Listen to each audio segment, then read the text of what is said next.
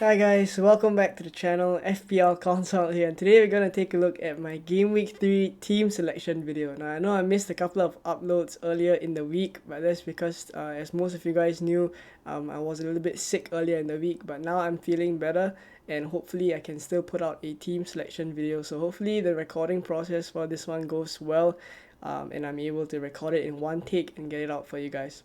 As you guys do enjoy this video, please leave a like and also subscribe as well if you are new around here.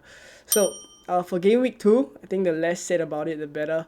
I got 50 points in general. The game week average was 44 points, so I dropped about 300k places in the world. Now I'm at 540k in the world. Right, so obviously not the ideal place that I want to be at, but I think I'm counting my blessings in some areas as well.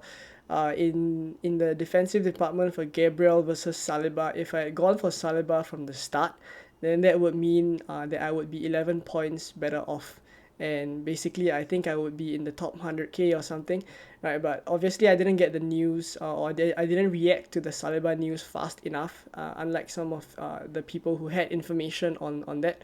So because of that, I was stuck with Gabriel, right? So he will be an issue that I have to address moving into game week 3. So as for game week 2, I think the good thing was that I captained Salah, right? I had Salah and I captained him. Haaland blanked, of course, against Newcastle, and the rest of my players pretty much blanked except for Mbuemo and Estupinian. Right, Estupinian scoring a goal and also getting an assist, he's an incredible asset. I think I initially had plans to sell him against tougher opponents like Newcastle or Manchester United coming up, but I think now for the time being the plan is to keep him, right? Because he seems like an asset that can return against good opponents or against poor opposition sides as well. So he's a player that I think I will keep for quite a long time now. For Mbuemo as well, scoring another penalty and also a tap in. So 16 points for him. For those of you who went for Mbuemo and Mitoma as your two 6.5 midfielders for game week 2, they scored really well as well. So really props to those of you guys who picked those two. I went for Eze, who is someone that I think will still continue to deliver in the long run. So I'm still okay to keep Eze for now, right? And that's pretty much it, right? So let's take a look now at my game week 3 team. So for this week, here are my two free transfers and what I'm going to use them on, right? So Salah to Foden and João Pedro to Jackson are already moves that I've made and locked in already. So basically the thinking behind selling Salah, as I always mentioned come game week 3, right, was that I wanted to sell Salah to free up funds. And to be honest, from game week 1 to game week 2, the positions he's taking up as well as his finishing is not convincing me of his returns moving forward, right? And on top of that, the penalty that he missed and then converted thereafter does make me feel as if there is a small potential that he may be off penalties moving forward as well. And at 12.5 million, I just don't think he justifies that price tag anymore, right? So, and on top of that, for the next couple of game weeks, we're all just going to captain Haaland. I won't be captaining Salah in any of those game weeks, so I don't really need a premium asset for that matter. So Salah to Foden seems like the most straightforward move because Foden, of course, is coming up as a really good asset from Manchester City, and also the fixtures are great, he's playing great, and we expect a lot of goals from Man City in the next couple of fixtures where they play the newly promoted sides as well. Right, so for the second transfer, I did have a bit of headache here. Right, I could have, as you guys saw just now, I had Gabriel, so I could do Gabriel to maybe a Man City defender, or I could stick with the plan and do João Pedro to maybe Jackson or Alvarez, and those were the headaches that I had. Right, so to narrow down whether I wanted to make a defensive transfer or an attacking transfer, I took a look at the future fixtures and I felt that moving forward into game week 5, I will want Kieran Trippier. So Gabriel is actually my route to Kieran Trippier later on. So I don't feel the need to get a City defender in for Gabriel at this point in time. Right, I'm going to keep him on the bench. If he plays, so be it. I do have Levi Colwill to come in, right? And Gabriel will be on the bench until I swap him for Kieran Trippier later on. So that's the thinking behind how I narrowed it down to making a attacking transfer. And then for João Pedro, it was a question of whether I wanted to upgrade my second forward to Jackson or Alvarez, or swap João Pedro, who is a little bit more expensive, 5.5, to Alvarez or Jackson.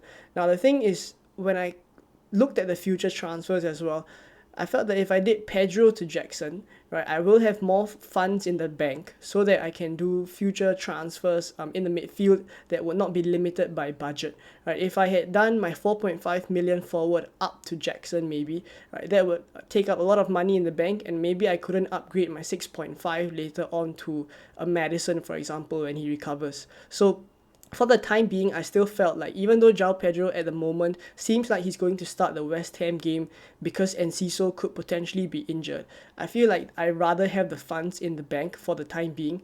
So that's why João Pedro is the forward that's leaving my team. And then when it comes down to Jackson or Alvarez, I could go very, very strong on the Man City attack, which I think will do very well. But I need this forward slot to last me about 5 to 6 game weeks. And that's where I think Jackson comes in, because in terms of minutes, Jackson's minutes are much better than Alvarez's one.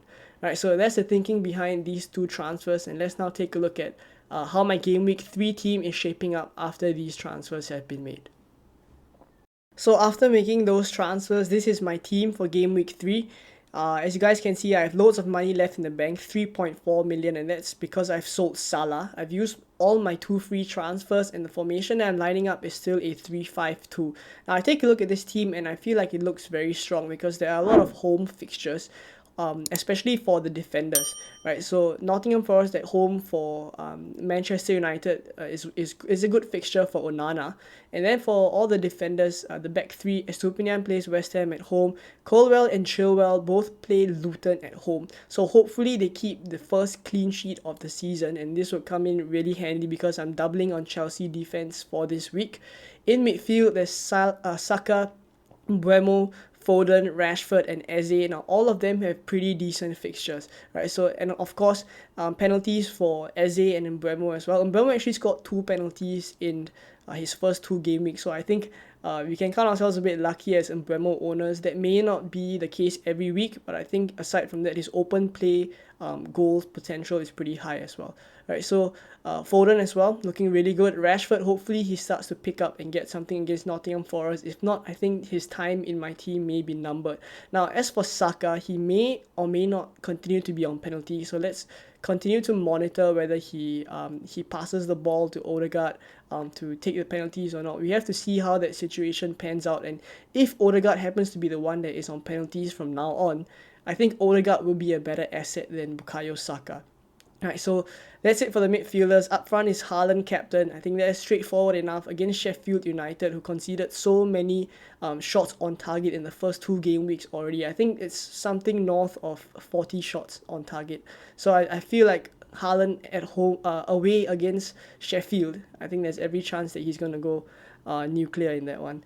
And then for Jackson, Luton at home. I'm expecting that Jackson will get a couple of returns here. I know he has gotten a couple of 1-pointers in the past few game weeks, but this is Luton, who conceded 4 goals and a really high XG against Brighton. So I do see a lot of goals for Chelsea, and hopefully we would see Jackson at the forefront of that.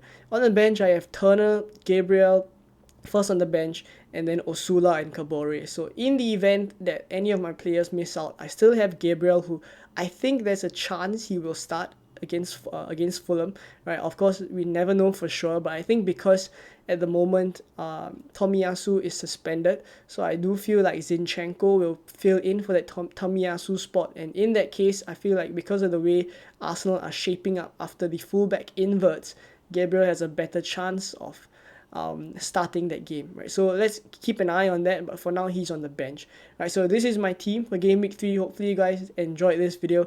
I apologize if I sound a little bit less energetic, but I will continue to rest and recover, and the game week 4 content will be back as per usual. Right, so thank you guys for bearing with me, and before we end this video, let's talk a little bit about Pooky.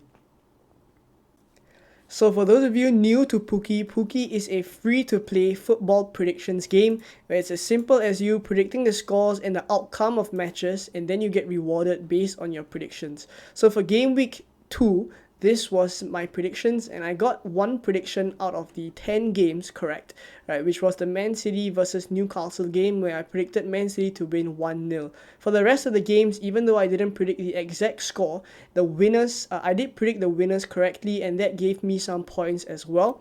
And at the end, I ranked 91st out of 553 players, and basically that gave me my rewards in the corresponding price bracket here, as you guys can see just above me, right? So it's as simple as that. And for game week 3, these are my predictions. So I've already loaded in 7 out of 10 predictions, right? So as you guys can see here, 7 out of 10 matches predicted. So firstly, let's finish up the predictions here. I'll finish up the 3 predictions. So Chelsea and Luton, I do expect Chelsea to do really well against Luton, and because I have double Chelsea defense, I'm gonna go for Luton 0, and I'm gonna go for Chelsea 3, hopefully, right? And hopefully Jackson is involved in that as well.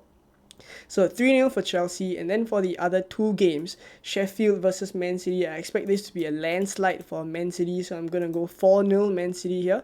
And for Newcastle versus Liverpool, I think this is slightly more difficult to call. I don't think there will be as many goals, right? So I do expect maybe a 2-0 for either one of these sides, or maybe a 1-0. I'll go 1-0 Newcastle, because I do feel like at Newcastle's home stadium, I do favor Newcastle a little bit more. So that's where I am at this point in time with the predictions.